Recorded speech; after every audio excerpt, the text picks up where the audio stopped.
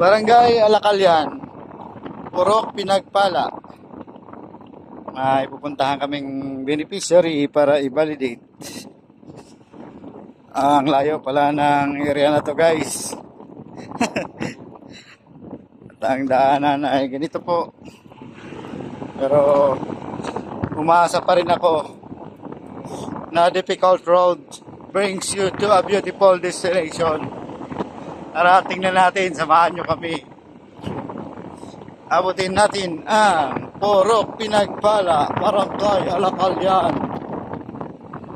At nandito na po kami banda sa may bungad, papasok ng Purok Pinagpala. Ito,